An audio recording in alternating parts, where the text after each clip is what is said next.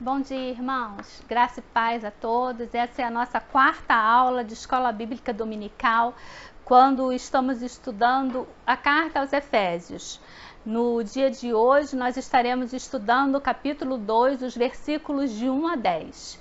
Vamos orar antes de darmos início ao nosso estudo. Amado Deus, eterno Pai, glorificado seja o teu nome. Obrigado, Senhor, pela beleza dessa carta, pela grandeza, ó Deus, do estudo que nós podemos fazer. Como é bom, Senhor, aprendermos a respeito daquilo que o Senhor pode operar nas nossas vidas, dos seus feitos, ó Deus. Como é bom sabermos a importância do nosso chamamento, Senhor, e termos ainda que uma breve, um lapso daquilo que nós estaremos vivendo no nosso porvir e dos milagres, ó Deus, do poder que o Senhor pode operar hoje em nossas vidas. Obrigado, Senhor, pela morte do Teu Filho na cruz do Calvário, que nos outorgou, ó Pai, o perdão para os nossos pecados, e dessa forma, Senhor, nós fomos também ressuscitados em Cristo e estamos assentados, ó Deus, com Ele. Obrigado, Senhor, por tudo aquilo que o Senhor fez e fará em nossas vidas.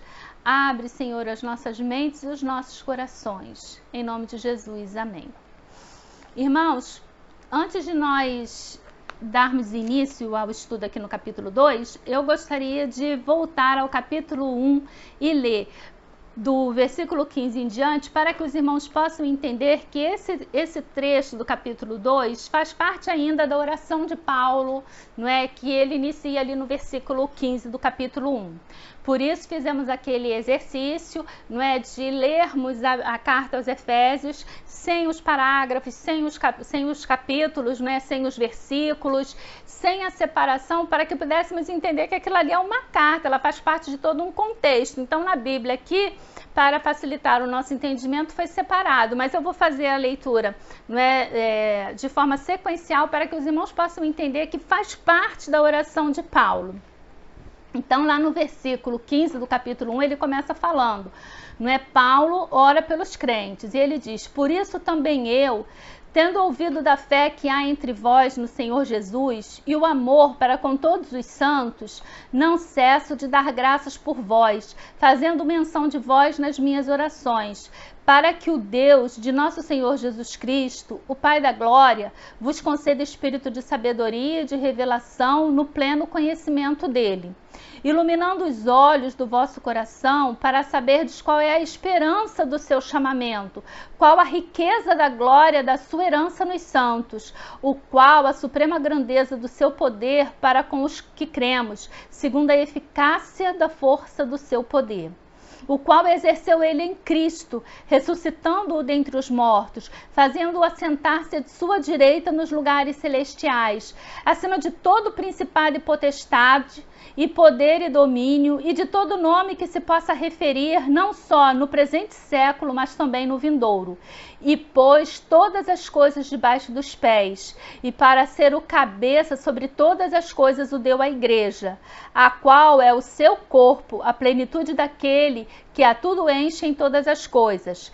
Ele vos deu vida, estando vós mortos nos vossos delitos e pecados, nos quais andastes outrora segundo o curso deste mundo, segundo o príncipe da potestade do ar, do espírito que agora atua nos filhos da desobediência, entre os quais também todos nós andamos outrora, segundo as inclinações da nossa carne, fazendo a vontade da carne e dos pensamentos, e éramos por natureza filhos da ira, como também os demais. Mas Deus, sendo rico em misericórdia, por causa do grande amor com que nos amou, e estando nós mortos em nossos delitos, nos deu vida juntamente com Cristo. Pela graça sois salvos. E juntamente com Ele nos ressuscitou e nos fez assentar nos lugares celestiais em Cristo Jesus, para mostrar nos séculos vindouros a suprema riqueza da sua graça em bondade para conosco em Cristo Jesus. Porque pela graça sois salvos mediante a fé, e isto não vem de vós, é dom de Deus, não de obras, para que ninguém se glorie, pois somos feitura dele, criados em Cristo Jesus para boas obras, as quais Deus de antemão preparou para que andássemos nela. Lindo, não é? Como é linda essa carta de Paulo aos Efésios, né? Cheia de detalhes, cheia de riqueza. Os irmãos veem que ele vem ali numa oração, né? Falando da grandeza de Deus, falando ali nós vemos a manifestação da Trindade, não é? Deus, Pai, que nos chamou, não é? O chamamento, aí Cristo Jesus, não é? Que morreu por nós, aí o Espírito Santo que habita em nós, e ele vem falando ali, não é? Que Deus colocou Jesus ali, não é? Para ser o cabeça da igreja, não é? A igreja é o corpo de Cristo, né? A plenitude daquele que em tudo enche em todas as coisas. E aí ele continua, não é? Olha que coisa linda, porque ele vai dizer: ele vos deu vida estando vós mortos. Irmãos, não é? Paulo está falando aqui, ó. Ele vem numa sequência gostosa, a gente vendo ali toda aquela coisa boa que Deus fez e opera. Lembre-se que os versículos de 1 a 14 fala que nós somos ricos, fala das bênçãos. E agora de 15 a 23 ele está falando ali o quão rico nós somos. E ele está pedindo a Deus que abra as nossas mentes e os nossos corações para que nós possamos entender, não é? A bênção que ele já nos concedeu. Ele não pede outra bênção, ele pede que nós tenhamos entendimento para as bênçãos que já recebemos. Ou seja, você tem bênção para usufruir, irmãos? Bênçãos espirituais que você não usufrui porque você não tem o conhecimento necessário, porque você não se dedica a estudar a palavra de Deus. E quando a gente estuda, a gente vê, os nossos olhos se abrem, é uma coisa assim, não é? É tremendo, não é? É divino, é espiritual, é tudo. E Paulo aqui, ele continua, não é? Dando início aqui ao capítulo 2, ele vai dizer, olha, estava vindo tudo muito bem, mas ele vai entrar, olha, ele vos deu vida estando vós mortos nos vossos delitos e pecados. E aqui Paulo começa a falar de umas coisas que não são muito boas, porque ele vai dizer, vocês andavam outrora segundo o curso deste mundo, segundo o príncipe das potestades do ar, do espírito que agora atua nos filhos da desobediência. Não é? O primeiro ponto que eu queria falar é que ele nos amou estando mesmo nós estando mortos. Ele não esperou que nós tivéssemos vida, ele não esperou que nós ressuscitássemos, ele nos amou estando nós mortos. Irmãos, isso é muito importante para o nosso entendimento. Se você não consegue alcançar o que é isso para agora e pede, Senhor, não é? Abra minha mente para que eu possa entender o que significa o Senhor me amar estando eu ainda morto. O que significa, ó Deus, o Senhor me amar estando eu segundo o príncipe das potestades do ar, seguindo o espírito da desobediência, não é? Andando, ó Deus, segundo o curso deste mundo, e o Senhor me amou. O Senhor me amou. Ele nos deu vida estando nós mortos. Isso se chama graça. E ele vai repetir aqui, pela graça sois salvos. Pela graça sois salvos. Isso é tremendo, irmãos. Não há nada que você possa fazer para que Deus te ame mais. E nada do que você venha fazer para Deus te amar menos. Ele nos ama. E é por isso que ele nos deu vida. Por mais pecador que você seja, por mais que você tenha feito coisas erradas, o amor de Deus para com você, ele não mede aquilo que você fez. Ele é o mesmo. Não existe melhor ou pior, não é? Quando Paulo está falando aqui que ele nos amou estando nós mortos, é importante que nós venhamos a entender que ele está se referindo à morte espiritual. Porque muitas das vezes nós vivemos o curso dessa vida e muitas das vezes quando estamos fazendo o evangelismo, nós falamos para as pessoas, olha, Cristo te deu vida, e a pessoa pensa, mas que vida que ele me deu? Eu tenho vida, né? Eu estou vivo.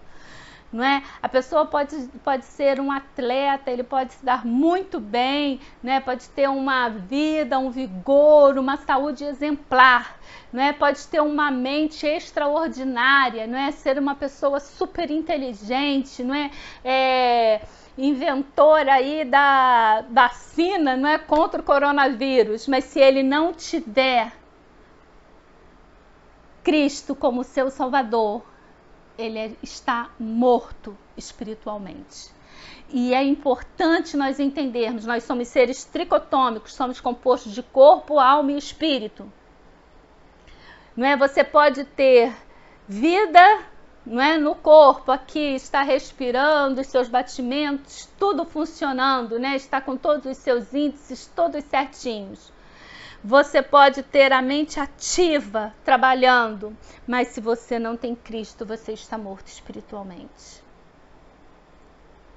E a Bíblia diz que quando estamos mortos espiritualmente, ele vai dizer aqui, mortos nos nossos delitos e pecados, nos quais andamos outrora, segundo o curso deste mundo, segundo o príncipe da potestade do ar, do espírito que agora atua nos filhos da desobediência. Paulo é muito claro quando ele está falando isso. Quando nós vemos uma pessoa que faleceu, nós vemos ali o corpo daquela pessoa.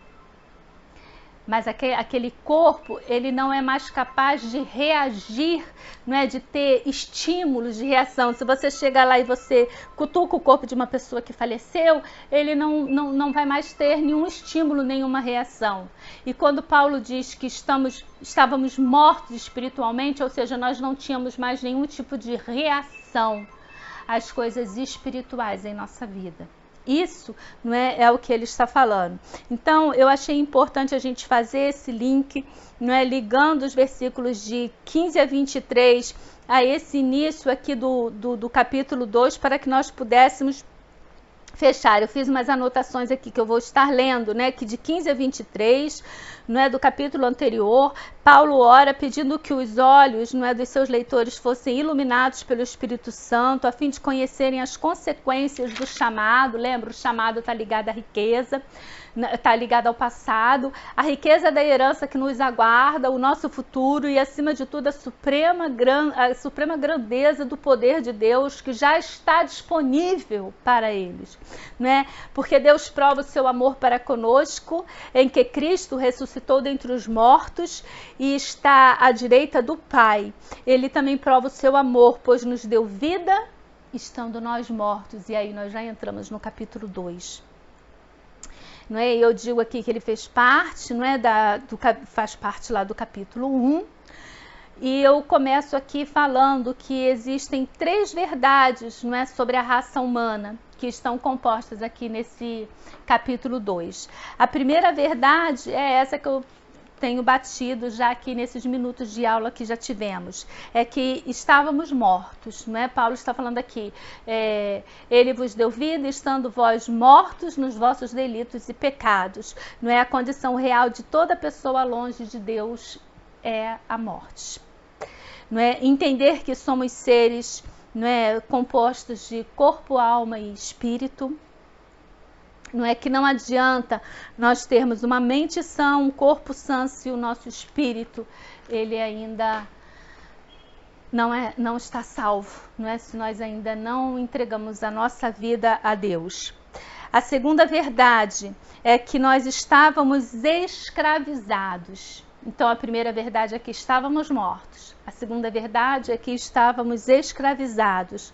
Né? E ele diz aqui, nos quais andastes outrora, segundo o curso deste mundo, segundo o príncipe das potestades do ar, do espírito que agora atua nos filhos da desobediência, entre os quais também todos nós andávamos outrora, não é? Andar em delitos e pecados, não é? É aquela coisa de você querer se livrar daquela situação pecaminosa e você não conseguir. E é muito interessante, não é, quando nós vemos que a pessoa que ela entra numa situação de pecado, não é? Aquilo ali vai virando uma bola de neve. Não é? Ela vai crescendo, não é? E cada vez que a pessoa tenta sair por si só, ela acaba se enrolando mais, se entrando mais ainda, né, naquela teia, né, do pecado, naquela teia que Satanás arma em nossas vidas para que nós não venhamos a conseguir nos libertar. Nenhuma liberdade verdadeira, mas sim uma escravidão às forças que nos controlavam por completo. Não é? E quais são as forças que nos controlavam? Paulo vai dizer que é a carne, o mundo e o diabo. Vamos ler? Vamos ler de novo lá do capítulo 2, né, do início. Seria tão bom se conseguíssemos decorar, não é, esse livro inteiro. Não é? Mas ele diz, ele nos deu vida, estando nós mortos nos vossos delitos e pecados, nos quais andastes outrora, segundo o curso deste mundo, não é? Aí a primeira verdade, estávamos mortos. A segunda verdade, nos quais andastes outrora, segundo o curso deste mundo, segundo o príncipe das potestades do ar, do espírito que agora atua nos filhos da desobediência, entre os quais também todos nós andávamos outrora, segundo as inclinações da carne. Então está aí a força, não é? do príncipe das potestades do ar, Satanás, da carne, não é? Está aqui.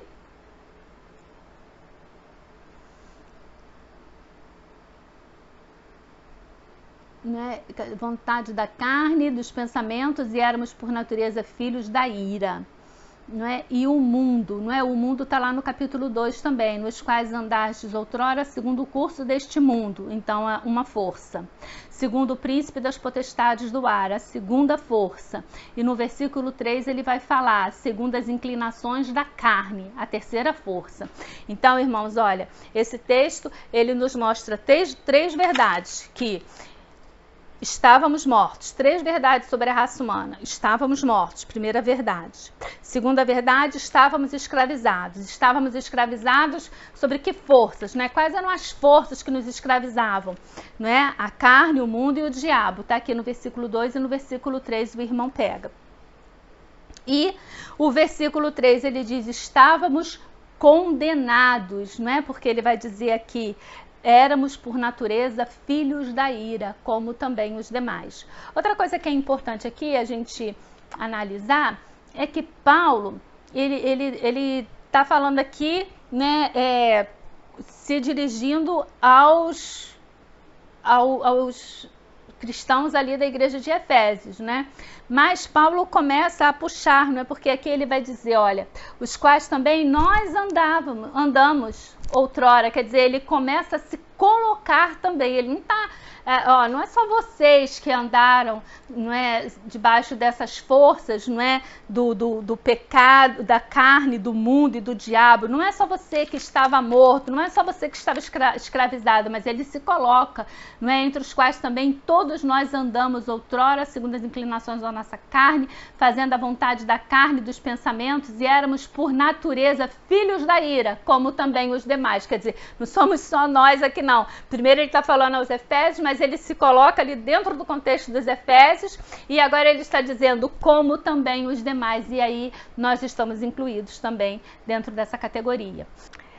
Agora, quando a gente chega aqui no versículo 4, não é? Depois de Paulo ter colocado todas essas questões para a gente, Paulo vai usar aqui, não é, o advérbio de adversidade, mas Deus, não é, sendo rico em misericórdia, não é, quer dizer, mas, porém, todavia, contudo, não é, Deus sendo rico em misericórdia, não é, ele, por causa do grande amor com que nos amou, estando nós mortos, ele nos ressuscitou e nos fez assentar nos lugares celestiais de Cristo. Lembra que lá no capítulo 1, na oração, não é, nós falamos sobre o poder de Deus, não é, que ressuscitou Cristo dentre os mortos. E aqui Paulo está nos trazendo essa, não é, novidade, porque nós também fomos ressuscitados, nós também, estando mortos, não é, recebemos vida de Deus. Ele nos deu vida. Por quê? Pela graça, né? Agora nós estudamos então os 3 estados, não é, do homem, que o homem ele estava morto, né? As 3 verdades, sobre a raça humana, que estávamos mortos. A segunda verdade, estávamos escravizados. E a terceira verdade, estávamos condenados. Aí no versículo 4 ele começa, mas Deus, não é? Então ele entra aqui, o que Deus fez por nós? Não é? Nesses 3 estados que nós tínhamos, agora Paulo entra com uma novidade. O que Deus fez? Ele nos salvou. Não é? O versículo 5 e o versículo 8 fazem essa linda declaração, porque Paulo vai dizer, estando nós mortos em nossos delitos, nos deu vida juntamente com Cristo. Pela graça sois salvos. E no versículo 8 ele vai dizer, porque pela graça sois salvos, mediante a fé, e isso não vem de vós, é dom de Deus. Então, por que Deus fez? Porque Ele nos amou. Simplesmente pela graça. Simplesmente porque Ele quis. Isso é muito importante que você entenda que não é por você. Ele não te amou, Ele não te salvou, Ele não te ressuscitou porque você era bonzinho, porque você seguia todos os princípios, porque você é a mulher ou o homem de oração, porque você bota o joelho no pó, porque você faz boas obras, porque você, sabe? Não, Ele te amou porque você era pecador, Ele amou a raça humana e por ela Ele entregou o Filho. E da mesma forma que ressuscitou o Filho, Ele também te ressuscitou. E agora Ele te dá vida, mediante o quê? A sua fé em Cristo Jesus. Esse é o segredo, não tem mais nada. Não é? Como diz o Philip Yancey, não tem nada que você possa fazer que vai fazer Deus te amar mais. Então, Ele não pede sacrifício humano. O sacrifício que tinha que ter sido feito já foi feito por Cristo Jesus na cruz do Calvário. Agora Ele só quer que nós o amamos, que nós o obedeçamos e que nós tenhamos uma nova vida. Não é? Se alguém está em Cristo, nova criatura é, as coisas velhas passaram, tudo se fez novo. Agora a segunda pergunta que nós podemos fazer é, por que Deus fez? Então Ele fez... Não é? Mas Deus, sendo rico em misericórdia, por causa do seu grande amor com que Ele nos amou, estando nós mortos em nossos delitos, nos deu vida juntamente com Cristo, pela graça sois salvos. E agora ele pergunta, por que Deus fez tudo isso? Então tá ali, no versículo 4a, ele vai dizer, olha, Ele fez isso porque Ele é misericordioso, mas Deus sendo rico em misericórdia. O 4b, ele vai dizer... por causa do grande amor com que nos amou. Então Ele fez porque Ele é misericordioso, porque Ele nos amou. Os versículos 5 e 8 nós já falamos, que é a graça, não é? Porque pela graça sois salvos, e pela graça sois salvos mediante a fé, não é?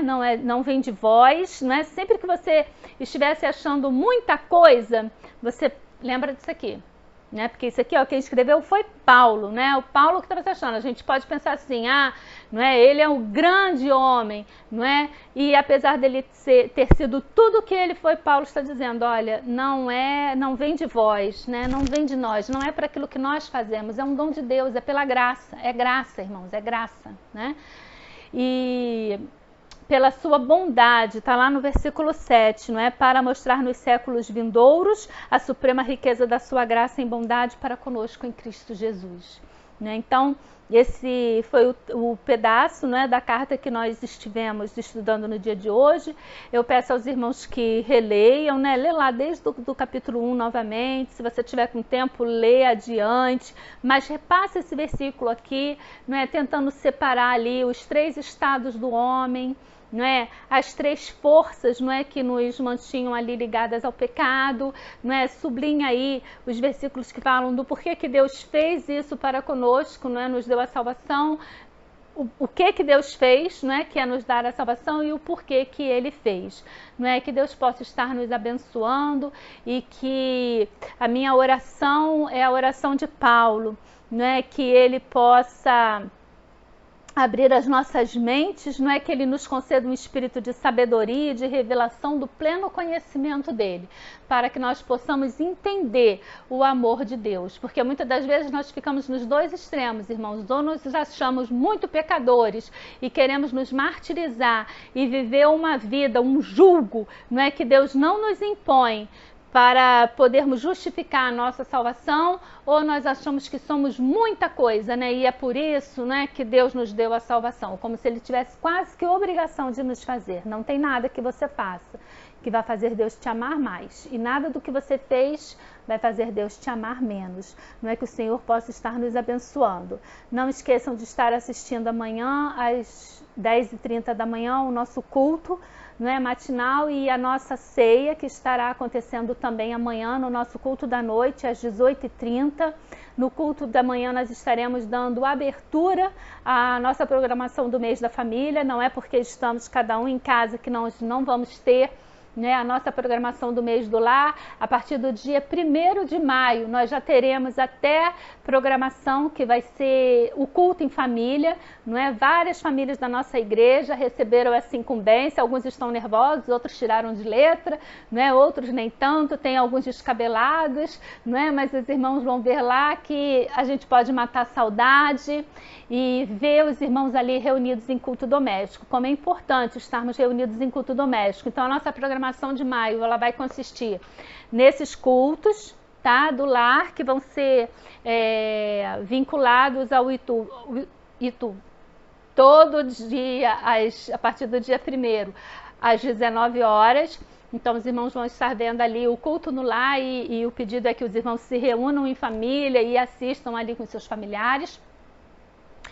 Os cultos de domingo, que vão ser cultos especiais, e no final do mês que nós teremos a nossa clínica da família. E durante a semana também vai ter uma surpresinha aí, que é como a gente sair do tédio, não é? Durante a semana, então a gente vai ter algumas postagens especiais que no tempo devido a Ju vai estar lá lançando, né, a propaganda para os irmãos.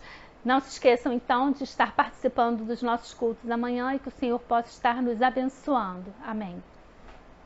Em tempo, irmãos, não esqueçam de se inscrever no canal da PIB da Freguesia, curte o vídeo de hoje. Se você não gostou, você dá um dislike, não tem problema, mas o importante é que você participe se manifestando, porque quanto mais você se manifestar, não é, mais o nosso canal cresce. Precisamos estar compartilhando esses vídeos também com pessoas que não recebem, né, visitantes, amigos, não é? Manda lá para o pessoal, não é? E dessa forma nós vamos divulgando a nossa igreja. Amém.